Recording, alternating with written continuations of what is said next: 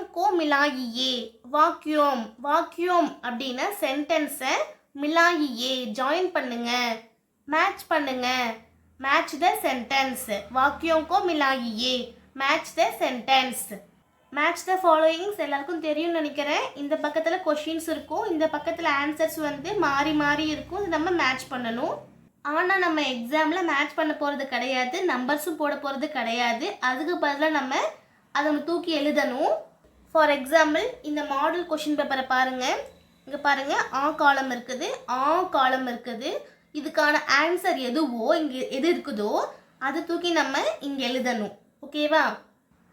For example பாருங்கள், பஸ்தே கி சஃபாயி, அதாவது பையின் சுத்தத்தில் காயிப்பி கியால் ரகனா சாகியே.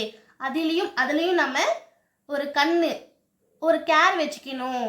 பையின் சுத்தத்திலும் நாம் ஒரு கவனம் வைத்து கொள்ள வேண்டும். ஸோ இந்த காயிப்பி கியால் ரகனா சாகியே அப்படின்றத தூக்கி நம்ம இங்கே எழுதணும். ஓகேவா? இந்த மாதிரி தான் நம்ம எழுத போகிறோம். நம்ம வந்து மேட்ச் பண்ணுறதோ இங்கே நம்பர்ஸ் போடுறதோ போடக்கூடாது. ஓகேவா? இப்போ நம்ம இதை பிரஷ்னோத்தர மண்டலில் பார்க்கலாம், அப்போ தான் உங்களுக்கு புரியும். பேஜ் நம்பர் 206 பார்ட் 5 ஹமாரா தேஷ், பாடம் 5 நமது தேசம். இதில் 5 கொஷின்ஸ் இருக்குது. First one Uttar ma'am. Uttar ma'am அப்படின்னா வடக்கில், நார்த்தில் ஹிமாலய் பஹாடு ஹே. ஹிமாலய் அப்படின்னா ஹிமாலயாஸ், இமய. பஹாடு பஹாடு அப்படின்னா மலை, மவுண்டைன்ஸ். ஹை இருக்கிறது. உத்தர் மேம் ஹிமாலய் பஹாடு ஹே. வடக்கில் இமயமலை இருக்கிறது. இதுக்கான ஆன்சர்ஸ் வந்து ஸ்ட்ரைட்டாகவே இருக்குது. ஸோ நம்ம மேட்ச் பண்ணவும் தேவையில்லை, நம்பர்ஸ் போடவும் தேவையில்லை. ஆன்சர்ஸ் அப்படியே படிச்சுக்கலாம் இங்கே பிரஷ்னோத்தர மண்டலில். அடுத்தது பாரத் கி சன்ஸ்கிருதி. பாரத நாட்டின் சன்ஸ்கிருதி, கல்ச்சர் பகுத் புராணி ஹே. பாரத் கி பாரத நாட்டின் சன்ஸ்கிருதி, சன்ஸ்கிருதி அப்படின்னா கல்ச்சர். பகுத் அப்படின்னா வெரி, ரொம்ப. புராணி அப்படின்னா ஓல்டானது. பாரத் கி சன்ஸ்கிருதி பகுத் புராணி ஹே. பாரத நாட்டின் கல்ச்சர், நாகரீகம் மிகவும் பழமையானது. அடுத்தது ஹமாரே தேஷ் மேம் சபி தர்மோம் और जातियों के लोग रहते हैं. हमारे देश में, हमारे நமது, தேஸ் மேம் தேசத்தில், நாட்டில், சபி எல்லா, சபி அப்படின்னா ஆல், அனைத்து. தர்மோம் அப்படின்னா ரிலீஜியன்ஸ், और மற்றும், ஜாதியம் அப்படின்னா ஜாதிகள், கே லோக் அதனுடைய மக்கள், ரஹ்தே हैं வாழ்கின்றன.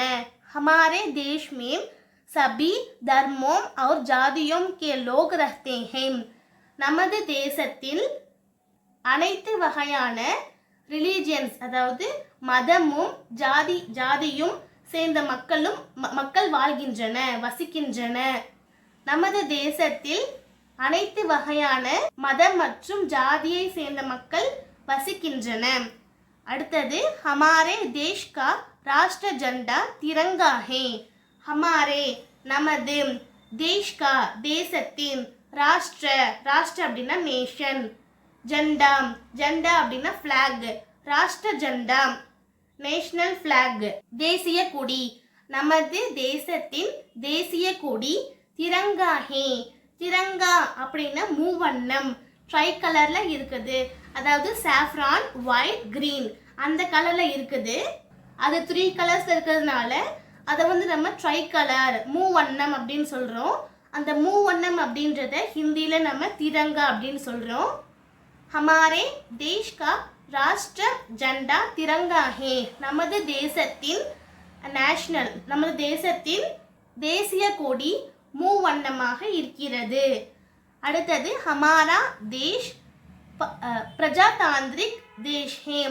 ஹமாரா தேஷ் நமது தேசம், பிரஜாதாந்திரிக் அப்படின்னா டெமோக்ராட்டிக், ஜனநாயக தேசமாக இருக்கிறது.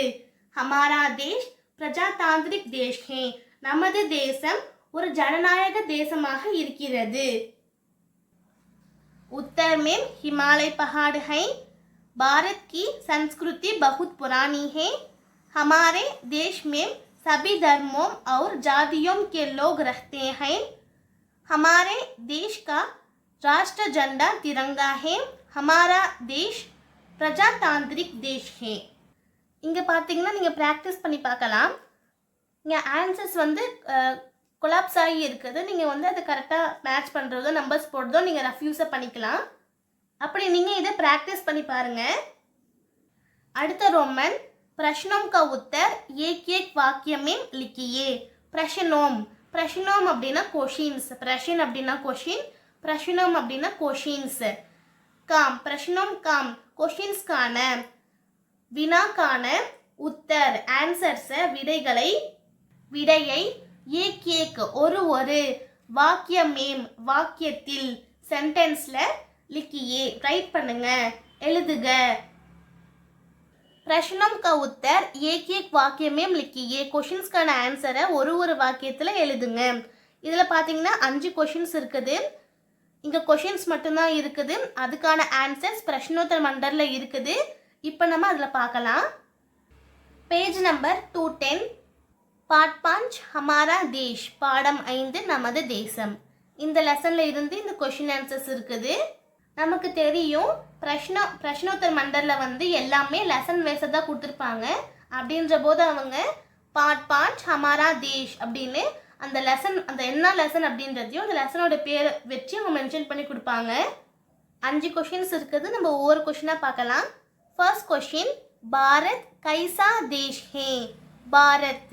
பாரதம் பாரத நாடு. கைசா அப்படின்னா எப்படிப்பட்ட. தேசம் ஹை. பாரத் கைசா தேஷ் ஹே. பாரதம் எப்படிப்பட்ட நாடு அப்படின்னு கொஸ்டின் கேட்குறாங்க. அதுக்கான ஆன்சர் பாரத் புராணா और பவித்ர தேஷ் ஹே. பாரத் அப்படின்னா பாரதம். புராணா அப்படின்னா ஒரு பழைய ஒரு பழமையான மற்றும் பவித்ர புனிதமான தேஷ் ஹே தேசம். பாரத் புராணா और பவித்ர தேஷ் ஹே. பாரதம் பழமையான மற்றும் புனிதமான தேசம். பாரத் கைசா தேஷ் ஹே. பாரத் புராணா और பவித்ர தேஷ் ஹே. பாரதம் எப்படிப்பட்ட நாடு. பாரதம் ஒரு பழமையான மற்றும் புனிதமான நாடு. அடுத்தது பாரத் கே பூரப் में क्या है. பாரத நாட்டின் பூரப் அப்படின்னா ஈஸ்ட் கிழக்கு. பூரப் மேம் கிழக்கில். क्या है என்ன இருக்குது அப்படின்னு கேட்குறாங்க. பாரத் கே பூரப் மேம் क्या है. क्या அப்படின்றது வாட் என்ன. பாரதத்தின் கிழக்கில் என்ன இருக்கிறது அப்படின்னு கேட்குறாங்க. அதுக்கான answer Bharat K Purab ma'am Bengal கி காடி ஹே. பாரத நாட்டின் பூரப் மேம் ஈஸ்டில் அதாவது கிழக்கில் பங்கால் அப்படின்னா பெங்கால். கீ அப்படின்னா ஆஃப். காடி அப்படின்னா பே. பங்கால் கி காடி அதாவது பே ஆஃப் பெங்கால் ஹே இருக்கிறது. பாரத் கே பூரப் மேம் பங்கால் கி காடி ஹே. பாரத நாட்டின் கிழக்கில் பே ஆஃப் பெங்கால் இருக்கிறது.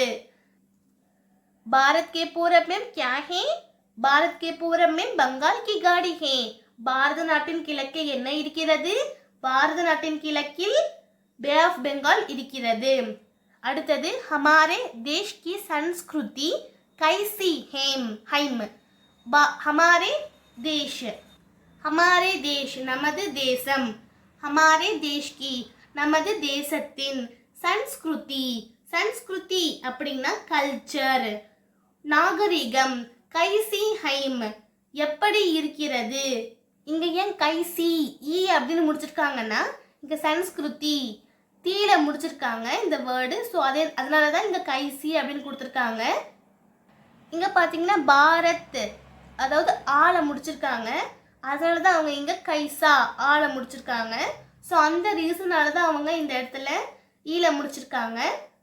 ஹமாரே தேஷ் கி சன்ஸ்கிருதி கைசி ஹைம். நமது தேசத்தின் நாகரிகம் எப்படிப்பட்டது எப்படி இருக்கின்றன. हमारे देश की संस्कृति पुरानी और महान है. हमारे देश की நமது தேசத்தின் சன்ஸ்கிருதி அப்படின்னா நாகரிகம் கல்ச்சர் புராணி புராணி அப்படின்னா ஓல்டு. அதே ரீசன் தான் இங்கே வந்து ஈல முடிச்சிருக்க காரணத்தினால தான் இந்த இடத்துல அவங்க ஈல முடிச்சிருக்காங்க. சன்ஸ்கிருதி புராணி அப்படி முடிச்சிருக்காங்க. और மற்றும் महान है महान கிரேட் ஆனது. हमारे देश की संस्कृति पुरानी और महान है. நமது தேசத்தின் நாகரிகம் பழமையானது மற்றும் மகான் மகான் அப்படின்னா கிரேட் கிரேட் ஆனது. हमारे देश की संस्कृति कैसे है? हमारे देश की संस्कृति पुरानी और महान है. நமது தேசத்தின் நாகரிகம் எப்படி உள்ளது எப்படிப்பட்டது அப்படின்னு கேட்குறாங்க. हमारे देश के संस्कृति पुरानी और महान है. நமது தேசத்தின் கலாச்சாரம் இல்லை நாகரிகம் நாகரிகம் பழமையானது மற்றும் கிரேட் ஆனது. அடுத்தது பாரத் கப் ஆசாத் ஹுவா. பாரத நாடு கப் எப்பொழுது ஆசாத் ஆசாத் அப்படின்னா சுதந்திரம் ஹுவா அடைந்தது. பாரத் கப் ஆசாத் ஹுவா பாரத நாட்டிற்கு எப்போது சுதந்திரம் கிடைத்தது. இந்த சென்டென்ஸ் நம்ம வந்து ரெண்டு வகையாக மீனிங் எடுத்துக்கலாம். ஒன்று வந்து பாரத நாட்டிற்கு எப்போது சுதந்திரம் கிடைத்தது அப்படின்னு எடுத்துக்கலாம். இன்னொன்று பாரத நாடு எப்போது சுதந்திரம் அடைந்தது அப்படின்னு எடுத்துக்கலாம். அதுக்கான ஆன்சர் பாரத் சன் 1947 में ஆசாத் ஹுவா.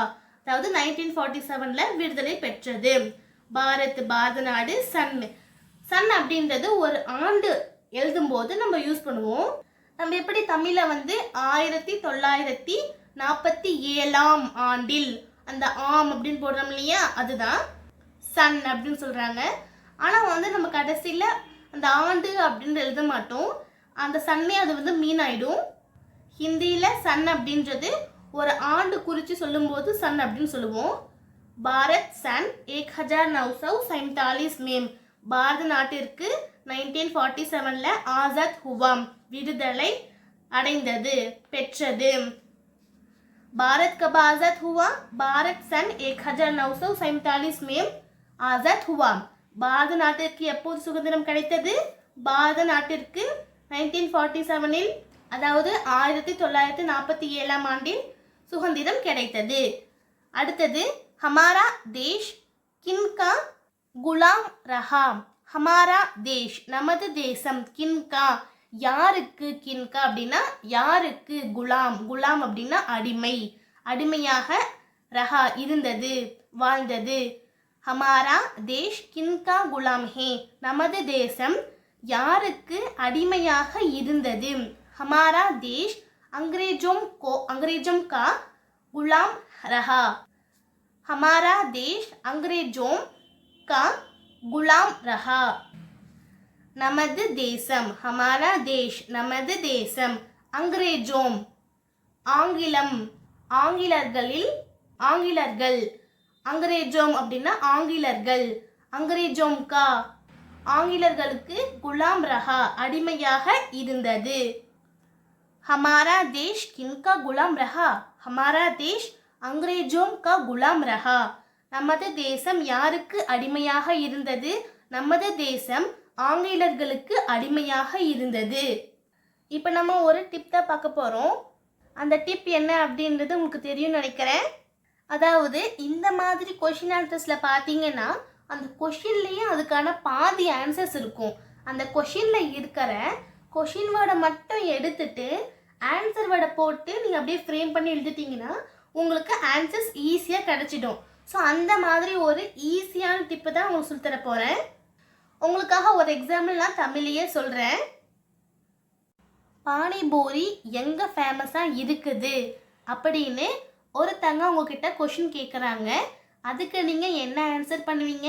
பானிபூரி மும்பையில் ஃபேமஸாக இருக்குது அப்படின்னு ஆன்சர் பண்ணுவீங்க. ஸோ உங்களுக்கு நான் கொஷின் என்ன கேட்டேன்? பானிபூரி எங்கே ஃபேமஸாக இருக்குது அப்படின்னு கேட்டேன். இந்த கொஷினில் பார்த்தீங்கன்னா கொஷின் வேர்டு அப்படின்னு சொல்லி ஒன்று இருக்குது இல்லையா, அந்த எங்கே அப்படின்றது தான் கொஷின் வேர்டு. ஸோ அந்த எங்கே அப்படின்ற கொஷின் வேர்டை மட்டும் எடுத்துட்டு ஆன்சர் வேர்டான மும்பை அப்படின்றத நீங்கள் அந்த எங்கே இந்த கொஷின் வேர்டு இடத்துல போட்டுறீங்க. போட்டு நீங்கள் அப்படியே ஃப்ரேம் பண்ணி சொல்லிடுவீங்க. பானிபூரி மும்பையில் ஃபேமஸாக இருக்குது அப்படின்னு சொல்லிடுவீங்க. இதே லாஜிக்கை தான் நம்ம இங்கேயும் யூஸ் பண்ண போகிறோம். இங்கே பாருங்கள், பாரத் கைசா தேஷ் ஹே, பாரதம் எப்படிப்பட்ட நாடு அப்படின்னு கேட்குறாங்க. ஸோ கைசா அப்படின்றது கொஷின் வேர்டு. இந்த கொஷின் வேர்டை மட்டும் தூக்கிட்டு ஆன்சர் வேர்டான புராணா அவுர் பவித்ர அப்படின்றத தூக்கி நீங்கள் இந்த இடத்துல எழுதுவீங்க. எழுதி அப்படியே ஃப்ரேம் பண்ணி ஆன்சரை முடிச்சிடுவீங்க. அவ்வளவுதான். இந்த மாதிரி டிப்ஸ் தான் நம்ம இப்போ பார்க்க போகிறோம். இப்போ பாருங்கள், பாரத் கைசா தேஷ் ஹே, பாரதம் எப்படிப்பட்ட நாடு. கைசா அப்படின்றது கொஷின் வேர்டு.